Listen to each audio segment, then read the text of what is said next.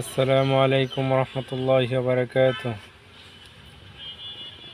আমার কলেজার প্রাণপ্রিয় দয়াল মুর্শিদ কাবলা গুরু বকুল, ওনাকে মুসলিম গাজী যেভাবে সোশ্যাল মিডিয়াতে অপমান করছে, ঠিক সেভাবেই সোশ্যাল মিডিয়াতে এসে মুসলিম গাজীকে ক্ষমা চাইতে হবে, জাতির কাছে ক্ষমা চাইতে হবে।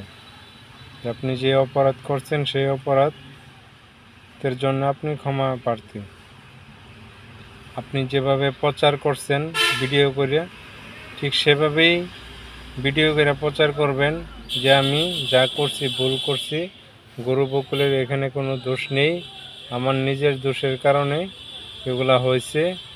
আমি আমার উস্তাদের কাছ থেকে যা কিছু নিছি আমি ঠিক মতো নিয়ম মতো পালন করতে পারি নাই, আমি নিজেকে নিজে রক্ষা করতে পারি নাই, নিজেকে হেফাজত করতে পারি নাই, হেফাজতের আমল করি নাই।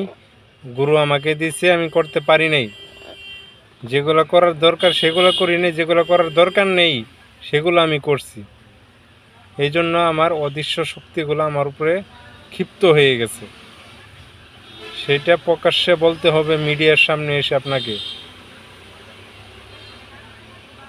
আমার কথাগুলো অথবা তিতা লাগতে পারে, কিন্তু আপনি যে অপরাধ করছেন এর চাইতে ভালো ব্যাপার হবে না। আপনি গুরুর কাছে ক্ষমা চাবেন, সোশ্যাল মিডিয়াতে এসে ক্ষমা চাবেন জাতির কাছে, আপনি যে অপরাধ করছেন সেই অপরাধের জন্য। আশা করি আমার দয়াল মুর্শিদ আপনাকে ক্ষমা করবে, কারণ ওনার মনটা অনেক নরম। আপনার এই লাইনে মানায় না, কারণ আপনি এই লাইনের যোগ্য না, তান্ত্রিক লাইনে। আপনি ক্ষমা চেয়ে চলে যান এই লাইন থেকে।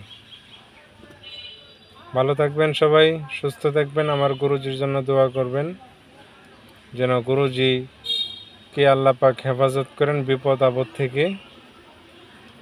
আমাদের মতন কুলাঙ্গার কিছু সন্তানকে শিক্ষা না দিলেও গুরুজির চলবে।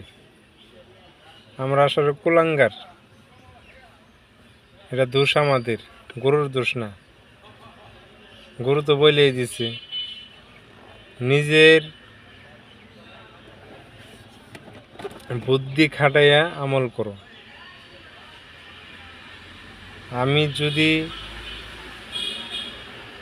নিজে আমল করি উল্টা পাল্টা, তার জন্য কিন্তু গুরু দায়ী না, সেটার জন্য আমি দায়ী,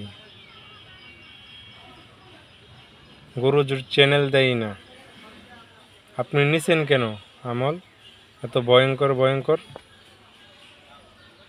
আমি যেই জিনিস কন্ট্রোল করতে পারবো না সেই জিনিস আমি নেব না। ভালো থাকবেন, সুস্থ থাকবেন। আল্লাহ হাফেজ। গুরুজির চরণে জানাই লাখো কোটি সালাম, হাজারো ভক্তি। আসসালামু আলাইকুম রহমতুল্লাহি ওয়া বারাকাতুহু।